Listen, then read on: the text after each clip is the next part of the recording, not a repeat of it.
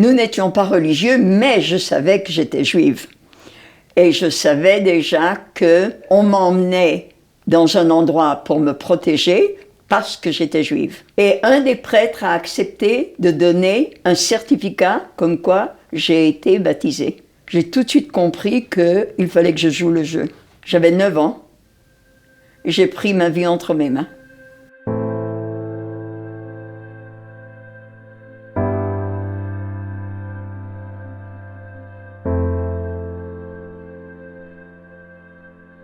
Berthe, vous êtes née en France en 1932. Oui. Vous avez 89 ans. Oui. Et enfant, la guerre vous surprend. Là, vous êtes une petite fille. Et en fait, c'est aussi la découverte en fait, que vous êtes différente. Est-ce que vous vous rappelez de cette enfance, de ce qui s'est passé en 1940, 1941, l'occupation? Quels sont vos souvenirs? Absolument. Je me souviens même du jour où mon père, tout d'un coup, est arrivé. J'étais avec ma grand-mère et mon père a dit « la guerre a éclaté ». Pour moi, la guerre, c'était un mot, je ne comprenais pas très bien qu'est-ce que c'était la guerre, mais enfin, je me rendais compte que c'est quelque chose d'effrayant. Je me souviens. Vous étiez à l'école laïque, vous viviez dans une famille qui n'est pas... Une famille... Pas religieuse du tout. Alors, qu'est-ce qui se passe? Qu'est-ce que vos parents font? Racontez-nous comment vous arrivez dans un village où vous avez été caché pendant la guerre. Eh bien, parce que mes parents faisant partie de l'organisation des communistes juifs. Vous savez que les communistes très rapidement ont été pourchassés et l'organisation très rapidement a demandé aux parents de mettre les enfants à l'abri. Ce qui fait que fin 41 déjà, on m'a emmené dans une famille d'agriculteurs en Savoie, à côté d'Aix-les-Bains. Et j'y ai passé pratiquement 3 années, jusqu'en septembre 1944. Alors, vous arrivez dans ce village, vous êtes juive, et on vous donne un autre nom, une autre identité. Vous êtes baptisée? Non, je ne suis pas baptisée, je n'ai pas un autre nom. D'abord, mon nom de famille est Elzon, qui est un nom qui est beaucoup plus français que beaucoup de noms français. 3e personne du pluriel du verbe avoir. Qu'est-ce que vous arrivez? Ils ont, elles ont. Ce qui fait que je n'ai pas eu, lorsque je suis arrivée dans ce village, à changer mon nom. Il n'avait aucune consonance juive. Ensuite, nous n'étions pas religieux, mais je savais que j'étais juive. Et je savais déjà qu'on m'emmenait dans un endroit pour me protéger parce que j'étais juive. Et la personne qui m'a emmenée, qui était un ami de mes parents, je suppose, qui était en charge de trouver des adresses pour cacher des enfants, lorsqu'il m'a emmenée dans cette famille, Madame Massena était veuve avec 3 enfants. Lorsqu'il m'a amenée là-bas, il a sorti un certificat comme quoi je suis chrétienne. J'ai été baptisée. Comment cela se fait-il? Nous habitions à Lyon en face d'une église. Mon père, qui était un homme très ouvert, avait d'excellentes relations avec certains des prêtres de cette église. Il avait des discussions théologiques. Jésus était un juif. Et un des prêtres a accepté de donner un certificat comme quoi j'ai été baptisée. Je ne le savais pas avant de partir, parce que mes parents n'étaient pas des gens qui parlaient beaucoup avec moi. J'ai été élevée par une grand-mère. C'est ma grand-mère qui m'a élevée. Avec mes parents, j'avais des contacts, je dirais pas fictifs, mais visuels. Je recevais des fessées lorsque j'en avais besoin, mais enfin, jamais mes parents discutaient avec moi ou je faisais partie d'une discussion, etc. Mais j'entendais ce qui se passait. Lorsqu'il y avait des amis à la maison, j'entendais leurs discussions. Ce qui fait que je savais qu'être juif, ça devenait quelque chose, c'était dangereux puisque c'était la raison pour laquelle j'ai été emmenée dans une autre famille. Et lorsque il a sorti ce certificat comme quoi j'ai été baptisée, j'ai tout de suite compris qu'il fallait que je joue le jeu. Et j'ai joué le jeu. Et j'avais 9 ans, et j'ai pris ma vie entre mes mains. Madame Massona savait que j'étais juive, parce que lorsqu'on l'a contactée, on lui a dit, c'est un enfant juif qu'il faudra protéger. Elle avait accepté, elle le savait, mais elle ne l'a même pas dit aux enfants. Il y avait 3 enfants, plus âgés que moi. Tout le monde m'a très bien accepté. J'ai eu ma propre chambre. J'ai vécu avec eux. J'ai vécu au même rythme qu'eux. Très rapidement, je me suis intégrée dans cette vie de la campagne. J'aimais aller garder les vaches avec eux. Et je prenais un livre et je m'asseyais sous un arbre et je lisais. J'allais à l'école. Quand j'ai dit « je suis de Lyon », personne ne m'a posé de questions. Les enfants allaient au catéchisme. Alors il y avait l'école, la route et l'église en face. Avec les enfants, je sortais de l'école et j'allais à l'église. Le premier jour où je suis allée à l'église, j'ai donné le certificat au curé. Il a pris le certificat, je n'ai jamais su s'il m'a cru, oui ou non. La première des choses que j'ai fait, j'ai volé un missel pour apprendre les prières, parce que je faisais avec mes lèvres comme si, et j'ai appris des prières la nuit dans mon lit. Il y en a une que je me souviens, « Votre Père qui es aux cieux, que votre nom soit sanctifié, que votre règne arrive sur la terre comme au ciel, etc. etc. » Il y a des choses qu'on n'oublie pas. Ces 3 années, en fait, vous vivez protégé complètement, exactement. Mais sans parents. Et j'ai joué le jeu tout au long. Tout au long. Vous étiez inquiète pour vos parents, pour la famille? J'étais inquiète, mais n'oublie pas que dans cette région, il n'y avait pas d'Allemands. Jusqu'en 1943, c'était les Italiens. On n'a jamais vu les Italiens. Tout ce qu'on savait surtout, c'était surtout par la radio, on écoutait la TSF, on écoutait Radio Londres avec toutes les fenêtres et les portes bien fermées, c'est-à-dire qu'on savait la guerre, on savait les combats en Russie, on savait ce qui se passait dans le Pacifique, parce que, tu sais,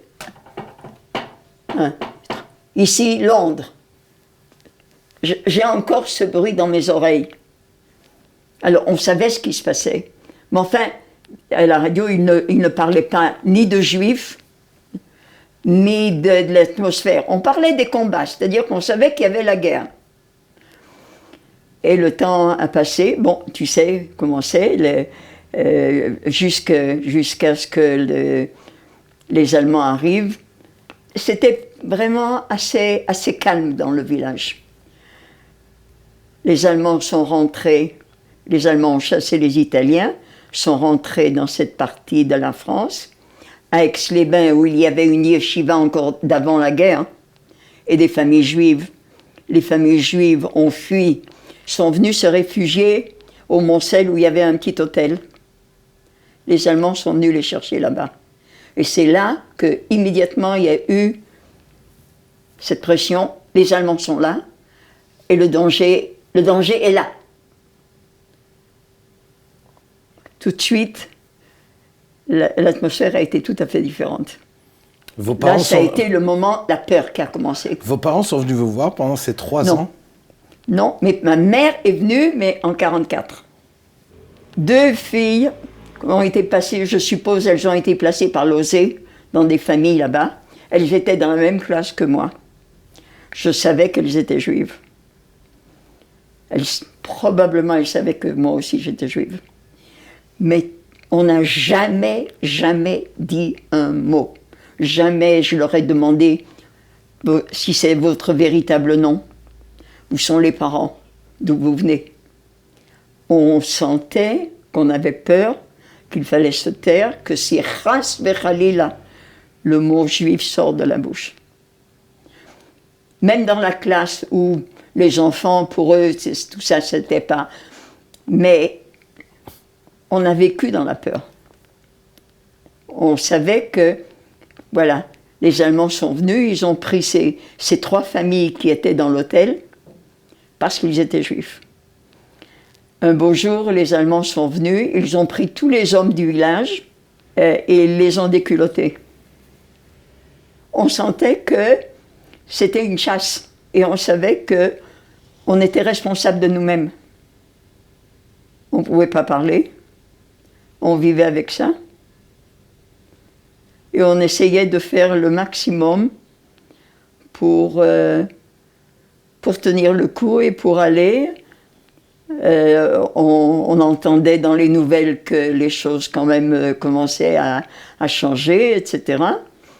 Il y a eu les débarquements des Américains, etc.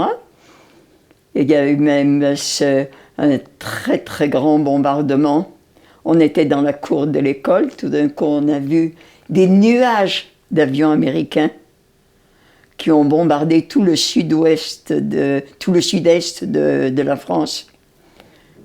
On voyait que les choses bougeaient et on entendait que les choses bougeaient. Et au mois de mai 1944, ma mère a décidé de venir me voir. Elle ne m'avait pas vue durant tout ce temps. C'était très dangereux de voyager. Elle est arrivée au Montcel, elle est arrivée chez Madame Massona et elle est restée quelques jours avec nous. Un jour, elle est dans la cuisine avec Madame Massona, les fenêtres ouvertes. Tout d'un coup, j'entends une voiture qui rentre dans la cour. Madame Massona regarde, elle voit une voiture noire, 2 Allemands qui sortent. Elle savait que j'étais juive, donc elle savait que ma mère était juive. Elle a tout de suite compris le danger. Elle est tout de suite sortie, il y avait le jardin, elle a traversé le jardin. Elle est arrivée à la cour, où il y avait les Allemands qui sont arrivés au portail. Et là, elle a arrêté les Allemands. Les Allemands recherchaient un jeune du village qui n'est pas retourné pour la STO. Dans ces villages, il y en a beaucoup d'une même famille, qui portent un même nom de famille. Marcel avait l'âge, à l'époque il avait 22 ans. Ils ont pensé que Marcel était le garçon qui les recherchait. Madame Massona leur a expliqué que Marcel était orphelin, en charge de la ferme, et qu'il n'a jamais été envoyé en Allemagne. Elle a réussi à les convaincre et elle leur a expliqué que le garçon qu'ils recherchaient se trouvait dans une autre partie du village. Ils sont partis et là, elle m'a demandé de courir chez ces gens par les champs pour leur dire qu'on cherchait leur fils. J'ai couru, je suis arrivée, il n'y avait plus personne. Ils ont déjà entendu par d'autres personnes du village que les Allemands recherchaient leur fils. Et quand j'étais à Yad Vashem, quand on a parlé des justes, j'ai compris, si Madame Massona n'était pas montée au-devant des Allemands, si les Allemands seraient descendus, j'aurais ouvert la porte de la maison, j'aurais trouvé ma mère, qui avait une tête juive. Mais en plus, elle a toujours eu, d'ailleurs jusqu'à la fin de sa vie, un terrible accent juif polonais. Pour la Gestapo, pour les Allemands, ils n'avaient pas besoin de plus. Elle aurait été immédiatement arrêtée, j'aurais été arrêtée, Madame Massona aussi, puisque c'était interdit à des chrétiens d'aider des juifs. Alors, Madame Massona, cette simple paysanne, elle a tout de suite compris qu'il fallait qu'elle fasse quelque chose pour nous protéger. Alors, Madame Massona, Marcel, ont été déclarés justes. Madame Massona a reçu le titre de juste dans les années 90. Grâce à vous. C'est vous qui avez fait cette... Bien sûr. Et il y a eu une grande fête dans le village. À la mairie, tout le village était là. Malheureusement, Madame Massona était décédée dans les années 70. Mais avec la famille Massona, on a toujours gardé c'est pas le contact. On est une famille, on en est à la 6e génération. Nous, on part en France beaucoup plus souvent qu'eux sont venus en Israël. Mais ils sont venus en Israël plusieurs fois. Et on a un contact continuel avec la famille. Parce que Madame Massona, son nom est dans le jardin, c'est juste, mais elle est ici. Grâce à elle, je suis là. Mes enfants, mes petits-enfants, les arrière-petits-enfants aussi, ils les apprendront que s'ils sont là, c'est grâce à cette dame, cette vieille dame, très simple, qui a été suffisamment courageuse pour dire « je ne vais pas laisser faire ». Alors, c'est intéressant parce que vos parents étaient des résistants, étaient des héros de la résistance, et cette dame aussi, vous avez oui. grandi avec des exemples d'héroïsme. Absolument. Comment, après-guerre, avec tout ce que vous découvrez après-guerre, vous êtes encore enfant, vous découvrez la tragédie du peuple juif.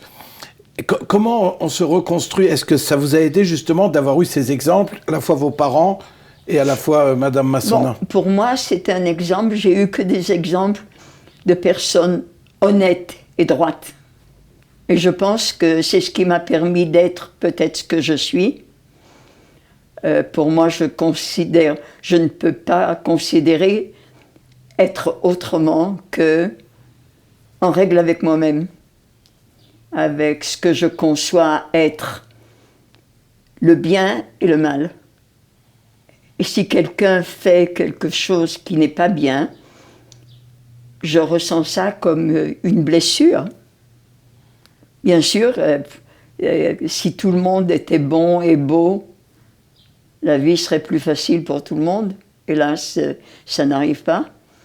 Mais on essaye de se conduire pour le mieux, d'être ouvert aux autres et de faire le maximum pour les autres. Alors, vous avez fait votre alia en 1956, vous avez épousé un Israélien, vous avez des enfants et des petits-enfants en Israël. Et des arrière-petits-enfants. Des arrière-petits-enfants aujourd'hui. Depuis plus de 20 ans, vous allez à Yad Vashem tous les jours. 25 ans. 25 ans. En 95, au mois de juin, début juin 95, à Yad Vashem, on m'a dit « Berthe, veux-tu venir travailler ?» J'ai dit oui. Alors qu'est-ce que vous faites à Yad Vashem? Je recevais les visiteurs. Bien sûr, après mon histoire, après tout ça, c'était pour moi une sorte de consécration de ce qui m'est arrivé et de ce que je pouvais transmettre. Expliquer. Yad Vashem, qu'est-ce qui est arrivé? Je me suis rendu compte qu'il y a tellement de gens. Bon, ils ont entendu le mot Yad Vashem, mais ils n'avaient aucune idée de ce que Yad Vashem représentait. Aucune idée de ce qu'a été l'Holocauste. Pour eux, le mot Holocauste, le mot Shoah, c'était des mots. Et j'étais là à l'entrée, je leur expliquais, afin que le choc ne soit pas trop grand lorsqu'ils rentraient dans le musée et qu'ils voyaient des images d'horreur. Et je pense que j'ai fait un bon travail. Vous qui avez été sauvé justement par Madame Massona, est-ce qu'aujourd'hui ça vous rend optimiste sur le monde? Est-ce que quand vous êtes à Yad Vashem, est-ce que justement vous pouvez transmettre quelque chose d'autre que peut-être les autres témoins ne peuvent pas transmettre? Waouh, ça c'est... bon, moi je peux transmettre uniquement ce que je ressens, ce que je connais. Pour moi, ce qui est important, c'est ce que j'ai vécu, ce que je voudrais éviter qu'il arrive à nouveau, que les nouvelles générations, mes nouvelles générations, puissent vivre en paix, puissent avoir une vie normale. Une vie où on se lève tous les matins, on peut faire ce qu'on veut, comme on veut, et ne pas avoir peur de sortir dans la rue, ne pas avoir peur de rencontrer les autres. Est-ce que le fait de vivre en Israël, dans un État fort aujourd'hui, qui est un État qui a gagné les guerres, mais aussi cette année, qui a aussi gagné la guerre contre le corona. Est-ce que ça vous rassure de savoir que Israël est fort 75 ans après la Shoah? Non, c'est pas parce que Israël est fort qui me rassure. C'est pas une question d'assurance, c'est une question que je me sens en sécurité. Avec ce qui se passe, quand je vois ce qui se passe autour de moi, dans les pays étrangers, être juif, à mon avis, devient dangereux. En Israël, c'est pas parce qu'on est fort, c'est pas parce qu'on a gagné des guerres qu'on a gagné le corona, mais c'est parce qu'on est un État de juifs. En li medina acheret. C'est le pays que j'ai. C'est le pays où j'ai décidé de venir. Ici, je suis là, et c'est là où je veux être. Et pas parce qu'on a gagné des guerres, mais c'est parce qu'on est là entre nous. Parce que la question d'être juif, ce n'est pas un problème. Et personne ne pourra jamais me dire « Tu n'as rien à faire ici parce que tu es juive ». Je suis chez moi et j'ai l'intention d'y rester.